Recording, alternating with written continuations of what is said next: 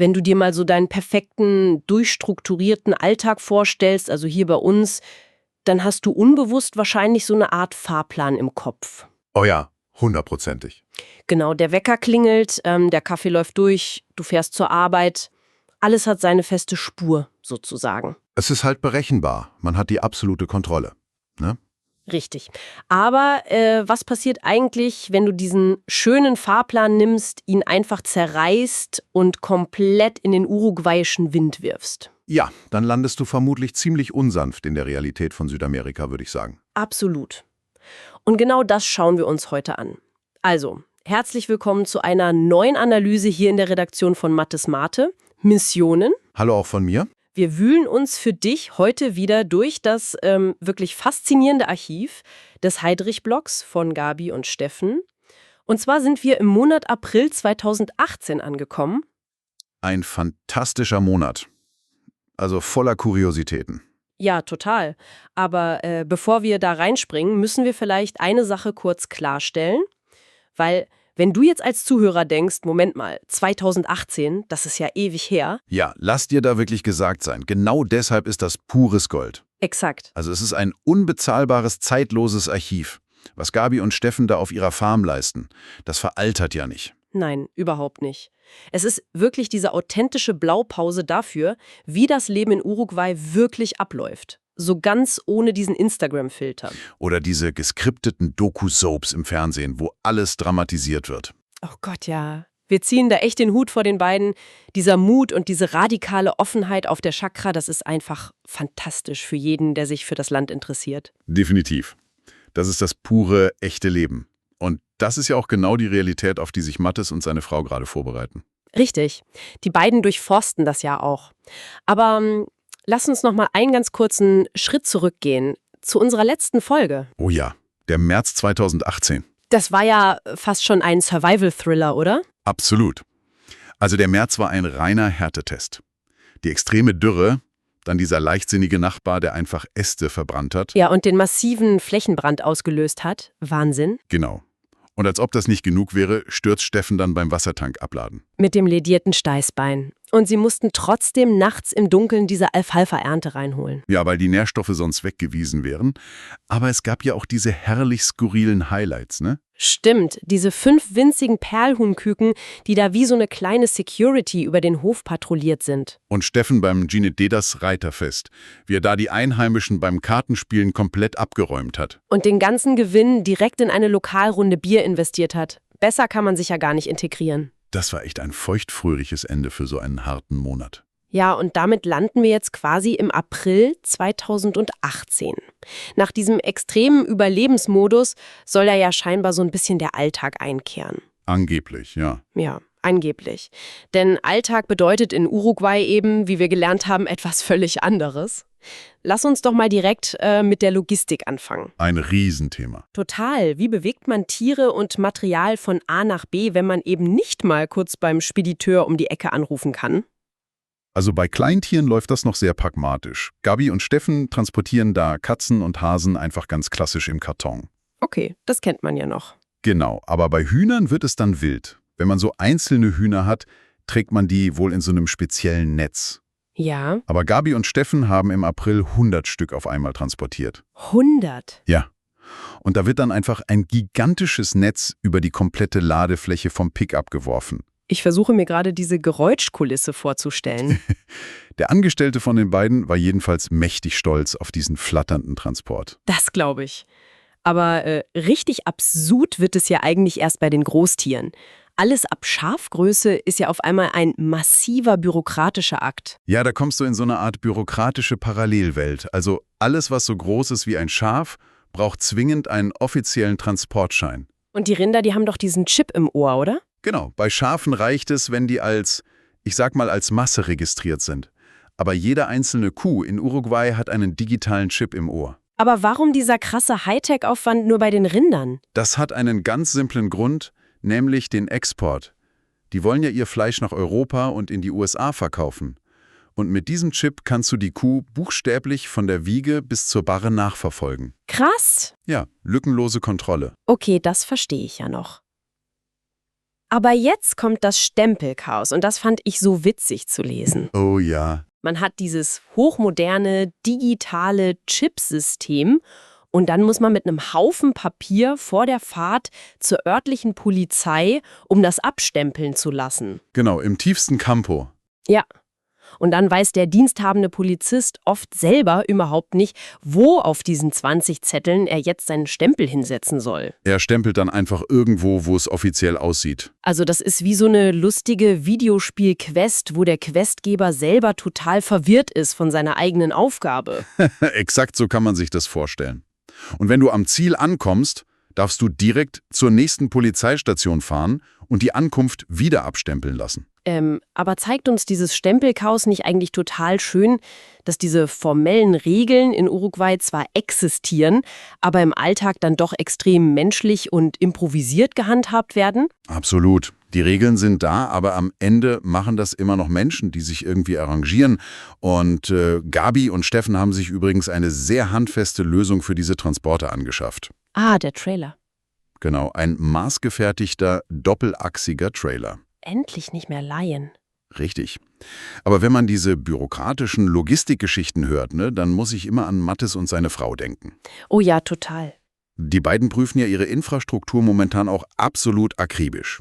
Also Frau Mattes besteht da ja extrem auf asphaltierten Straßen und guter Erreichbarkeit. Das kennen wir ja schon aus dem Unterkunftscheck, den Sie gemacht haben. Genau. Und wenn man solche Anekdoten aus dem tiefen Campo hört, versteht man plötzlich sehr genau, warum Frau Mattes da bei ihrem Realitätscheck so streng ist. Absolut. Wenn dir da draußen ein Papier fehlt, bist du halt aufgeschmissen. Aber lass uns mal von der Straße auf das eigene Grundstück schauen. Zu den Zäunen. Ja, ich dachte nämlich wirklich, okay, wenn der Transport schon so streng ist, machst du auf deinem Grundstück einfach, was du willst. Schön wär's. Von wegen. Da greift dieses völlig skurrile 7-Drähte-Gesetz. Das ist wirklich Wahnsinn. In Uruguay muss jedes Grundstück, egal ob das jetzt 2 Hektar oder 200 Hektar sind, zwingend eingezäunt sein. Und zwar mit exakt 7 Drähten? Mit genau 7 Drähten und ganz bestimmten Pfostenabständen. Das ist staatlich vorgeschrieben. Das ist doch irre. Ja, Gabi und Steffen haben deswegen auch extra Profis engagiert. Die haben den alten Zaun mit dem Nachbarn zusammen neu machen lassen, haben sich die Kosten geteilt. Aber warum 7 Drähte? Was ist die Magie dieser Zahl? Das ist halt diese standardisierte Kuhbremse sozusagen. Das ist so dicht, dass da kein fremdes Rind durchbrechen kann. Okay, das ergibt Sinn. Und dieser ganze Aufwand wurde ja betrieben, weil die Schafe umziehen sollten, oder? Genau, die Herde sollte auf die saftige Südweide. Und die ist topografisch wohl eine ziemliche Herausforderung. Ja, die Schafe müssen da wohl abends mit vollem Pansen so einen richtig steilen Hang wieder hochklettern, um zur sicheren Weide zu kommen. Ein richtiges Fitnessprogramm. Aber da kommen wir zu der wahrscheinlich lustigsten Story dieses Abschnitts. Der Romeo und Julia-Geschichte der Farm. Oh ja, die Esel. Genau. Gabi und Steffen haben ja die Eselin Lizzie, die immer bei den Schafen mitläuft. Genau, Lizzie zieht mit auf die neue Südweide. Und dann gibt es da ja noch den Esel Hengst, den Eselmann. Und bei dem sind im April mal komplett die Frühlingsgefühle durchgegangen. So kann man es sagen. Man muss sich das mal vorstellen. Da hast du diese strikten staatlichen Vorgaben für Zäune. Du holst Profis für die 7 Drähte, du ziehst sogar noch Elektrozaun quer über die Farm, damit die Tiere getrennt bleiben. Ja, ein Hochsicherheitstrakt. Richtig. Und dann schalten die beiden kurz den Strom vom Elektrozaun ab, einfach nur, damit sie drüber klettern können, ohne einen Schlag zu kriegen. Und was macht der Eselmann? Er merkt sofort, dass der Strom weg ist, überwindet blitzschnell die Absperrung und macht der lieben Lizzie Avancen. Ha, Moment mal. Ein verliebter Esel und ein ausgeschalteter Schalter reichen, um das ganze System auszuhebeln? Völlig. Die Natur und die Hormone, die haben in Uruguay halt immer das letzte Wort. Oh Gott. Und die Konsequenz? Naja, am Abend stand der Eselmann zwar wieder ganz brav bei seiner eigentlichen Eselfrau, aber Gabi und Steffen rechnen fest damit, dass im nächsten April wohl ein Eselfohlen erwartet wird. Da kannst du halt noch so viel planen und absperren. Die Natur gewinnt. Immer. Aber weißt du, genau dieser Pragmatismus, das ist ja das Schöne an den beiden. Sie zeigen im April auch richtig toll, wie sie kreativ an Probleme rangehen. Stimmt, da gibt es dieses Thema mit der Auffahrt, die Allee. Genau, sie haben da auf der rechten Seite so richtig schöne hohe Casuarinas Windschutzbäume. Und links ist das Problem. Ja, da stört eine blöde Stromleitung direkt an der Grundstücksgrenze. Und normaler Baumwuchs würde da ja irgendwann total reinkrachen und die Leitungen kappen. Und nach 2 Jahren Bedenkzeit kamen sie auf diese geniale Lösung? Granatapfelbüsche. Ja, ich finde das so stark. Die bleiben nämlich wohl von Natur aus ziemlich niedrig, so 3 bis 4 Meter. Die berühren also niemals die Leitung. Und sie sehen mit den roten Blüten fantastisch aus und man kann später Saft daraus machen. Also mich fasziniert diese echte MacGyver-Mentalität. Weißt du, wir hier in Europa, wir hätten wahrscheinlich Briefe an den Netzbetreiber geschrieben. Oh ja, mit Anwalt? Genau, ewiger Rechtsstreit, um die Leitung verlegen zu lassen. Wir suchen ja oft förmlich das Problem. Und Gabi und Steffen pflanzen einfach die Granatapfellösung. Herrlich. Und diese Mentalität zieht sich ja durch. Nimm mal diesen DIY-Leuchtturm, den sie gebaut haben. Oh, die Geschichte ist auch super. Wie haben Sie den nochmal genau zusammengebaut? Sie haben einfach 4 große Blumentöpfe genommen, haben die maritim gestrichen und aufeinander gestapelt. Obendrauf kam eine Solarlampe. Das allein schon kreativ. Ja, aber der Sockel ist das Beste. Dafür haben sie so einen Drahtkorb genommen und 11 Schubkarren voller Steine reingekippt. 11 Schubkarren. Ja, sie haben im Blog geschrieben, sie sind da absolut steinreich, weil die auf ihrer eigenen Weide überall rumliegen. Das ist genial. Und das passt ja auch kulturell total gut rein, weil Leuchttürme ja so typisch für Uruguay sind, oder? Total. Also drüben am Rio de la Plata und am Atlantik, das sind so ganz klassische Relikte von den Spaniern und Portugiesen. Die haben sich damit quasi ein Stück Kultur auf die Farm geholt. Und weißt du, dieser pragmatische, ökologische Erfindergeist, einfach die Ressourcen nutzen, die schon da sind, das passt auch wieder perfekt zu den Träumen von Mattes und seiner Frau. Das stimmt, ja. Die wollen ja später dieses riesige Gewächshaus nach diesem Haus-in-Haus-Prinzip bauen, mit einem Lehmhaus drin und so Grauwassernutzung. Wer hart an Zäunen und Alleen arbeitet, der braucht auch mal eine Pause. Oh ja. Und da wird's richtig interessant, wie die beiden im April mal entspannen. Der Sonntagsausflug. Ja, sie sind nach Colonia an den Rio de la Plata gefahren, um einfach mal spazieren zu gehen. Und das ist, wenn man den Blog liest, wohl eine absolute Ausnahme in Uruguay. Ja, spazieren gehen an sich. Die Uruguayer fahren angeblich jeden noch so kleinen Meter mit dem Auto. Echt krass. Und was ist dann die Konsequenz? Naja, sobald du dich zu Fuß auch nur ein paar Meter von den Parkplätzen entfernst, hast du diese gigantischen, wunderschönen Strände komplett für dich allein. Wahnsinn. Da waren sie also ganz in Ruhe und haben riesige Containerschiffe beobachtet. Eine traumhafte Stille. Ja. Und dann kommst du aus dieser Stille zurück, bist total entspannt und willst nur ein kleines bisschen renovieren. Oh nein, die Katzenstory. Ja. Es ist meine absolute Lieblingsanekdote aus dem ganzen Archiv. Die ist so gut. Also pass auf. Das alte Gelb vom Haus musste weg. Sie wollten die Terrasse frisch streichen. Hatten schon alles mit dem Hochdruckreiniger sauber gemacht. Genau. Und Gabi steht oben auf der Stehleiter mit dem offenen Farbeimer auf der obersten Stufe. Sie trägt die weiße Grundierung auf. Und dann kommt die Katze. Die Katze, für die das Wort Nein laut Blog ein komplettes Fremdwort ist. Und wie? Sie will unbedingt zu Gabi auf die Leiter. Gabi wehrt sie ab, ruft Nein. Und was macht die Katze? Sie ist unbelehrbar, klettert über den Holzstapel zu Spüle rüber, peilt die Leiter an und springt. Und sie landet natürlich nicht auf der Leiter.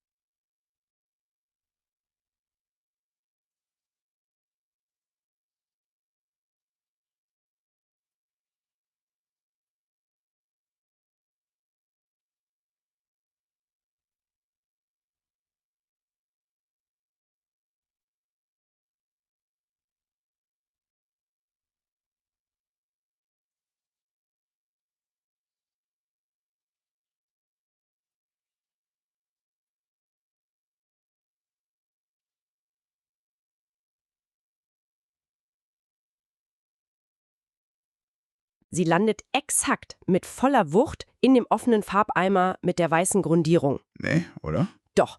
Und nicht nur das. Das Zeug spritzt in alle Richtungen und ein tropfendes, weißes, total klebriges Katzenetwas fliegt Gabi direkt volles Rohr mitten ins Gesicht. Oben auf der Stehleiter. Ja. Gabi muss sich völlig panisch an der Leiter festklammern, damit sie nicht runterfällt, schnappt sich diese nasse Katze quasi vom eigenen Kopf und brüllt aus Leibeskräften nach Steffen. Der packst du dir doch an den Kopf. Wie kriegt man sowas wieder sauber? Sie mussten die Katze dann im Eiltempo unter fließendem Wasser baden, bevor das Zeug aushärtet. Und hat sie's gut überstanden? Völlig unverletzt. Aber die Pointe ist ja, sie hat laut Block absolut nichts daraus gelernt und hört immer noch nicht auf Nein. Wahnsinn. Und weißt du, diese beiden Geschichten, also der Strand und die Katze, die zeigen eigentlich perfekt diese uruguayische Dualität, finde ich. Wie meinst du das? Naja, einerseits hast du da draußen diese unfassbare Ruhe, diese Weite an den menschenleeren Stränden, sobald du nur die normalen Autopfade verlässt. Ja, totale Idylle. Und andererseits hast du dieses absolut unkontrollierbare Chaos im direkten Lebensumfeld, das du einfach nur mit Humor nehmen kannst. Total. Und ich glaube, wenn Mattes und seine Frau ihre 3 fast 20 Jahre alten Katzen, also Smokey, Gossip und Yellowbelly, mit rübernehmen. Oh je, da ist das Chaos ja auch schon völlig vorprogrammiert. Ja, aber sowas von. Wenn man all diese Geschichten hört, von diesen störrischen Polizisten über den verliebten Eselhengst bis hin zur Katze im Farbeimer. Ja. Da stellt sich mir echt die Frage, verbringen wir hier in Europa vielleicht einfach zu viel Lebenszeit damit, immer das Unkontrollierbare kontrollieren zu wollen? Das ist ein richtig guter Punkt. Ich glaube, Gabi und Steffen zeigen uns mit diesem Monat extrem deutlich, dass das wahre Leben in Uruguay genau da passiert, wo der perfekte Plan eben aufhört. Wo der Fahrplan zerreißt, wie du vorhin meintest. Ganz genau. Und jetzt bist du da draußen natürlich an der Reihe. Wir wollen von dir in den Kommentaren wissen, welche dieser Anekdoten aus dem April 2018 fandest du am lustigsten? Oh ja. Und vor allem, wie um Himmels Willen hättest du reagiert, wenn dir oben auf einer wackeligen Leiter eine farbgetränkte Katze mitten ins Gesicht geflogen wäre? Da bin ich extrem gespannt auf die Antworten. Schreib das gerne unten in die Kommentare. Aber bevor wir Schluss machen, was erwartet uns eigentlich in der nächsten Folge? An Podcast 17, da knöpfen wir uns den Mai 2018 vor. Ah, der uruguayische Herbst. Genau. Und das wird richtig ungemütlich. Ein gnadenloser Dauerregen setzt ein.